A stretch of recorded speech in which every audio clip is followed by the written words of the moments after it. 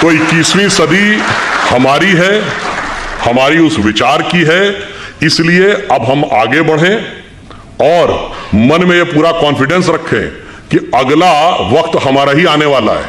और ये सिर्फ देश के अंदर नहीं, बस एक पंक्ति कहकर बात समाप्त करता हूं। देखिए, दुनिया का आप पूरा देख लीजिए।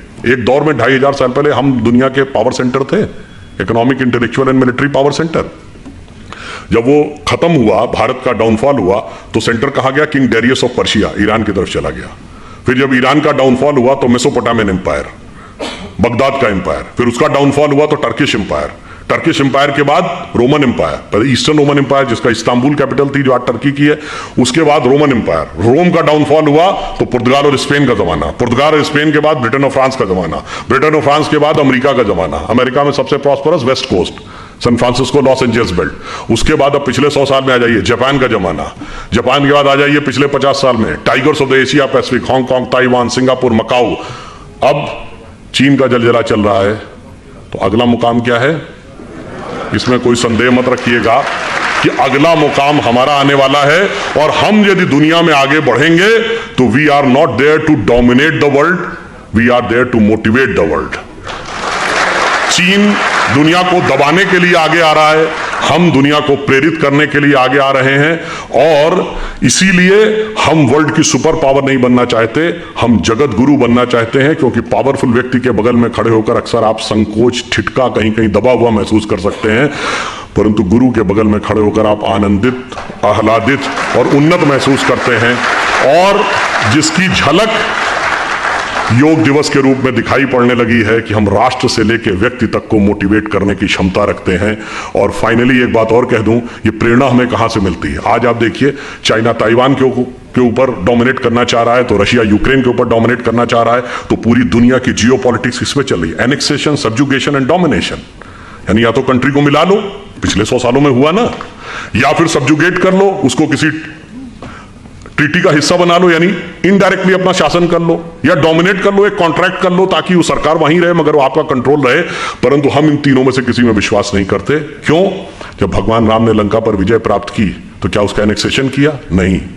वहां कोई अपना डिप्टी या वाइसराय अपॉइंट किया, यानी सब्जुगेशन किया? नहीं। वहां से कोई कॉन्ट्रैक्ट साइन कराया, यानी डोमिनेशन किया? नहीं। मूल्यों को स्थापित किया और सह अस्तित्व का विचार दिया। इसीलिए we are the only country in the world we never went for invasion, and if somebody consider Hinduism as a religion, we never went for conversion, because we are having no concept of conversion. और पूरी दुनिया में आग लगी हुई है इसी वजह से। इसलिए अगर 21वीं सदी में विश्व का उदय होना है तो वो सिर्फ हम ही दे सकते हैं, और हमारे अंदर ही वो क्षमता है। अटल जी की कविता की यह पंक्ति, उस विचार जिसे सांप्रदायिक कह के बहुत लांछित किया जाता है, वो सिर्फ हमारी उन्नति के लिए अमृतकाल जरूरी नहीं है। जब 2047 में हम उस पीक के ऊपर बैठे होंगे, उस समय हम दुनिया को क्या दे रहे होंगे। उनकी प्रख्यात कविता जो पुराने लोगों को याद होगी, हिंदू तन मन हिंदू जीवन, रग रग हिंदू मेरा परिचय। तो उन्होंने कहा था कि होकर स्वतंत्र मैंने कब चाहा मैं कर लूं जग को गुलाम, मैंने तो सदा सिखाया है करना अपने मन को गुलाम। गोपाल राम के नामों पर कब मैंने अत्याचार किया, कब दुनिया को हिंदू करने घर घर में नरसंहार किया। कोई बतलाए काबुल में जाकर कितनी मस्जिद तोड़ी, भूभाग नहीं शत शत मानव के हृदय जीतने का निश्चय। हिंदू तन मन हिंदू जीवन, रग रग हिंदू मेरा परिचय।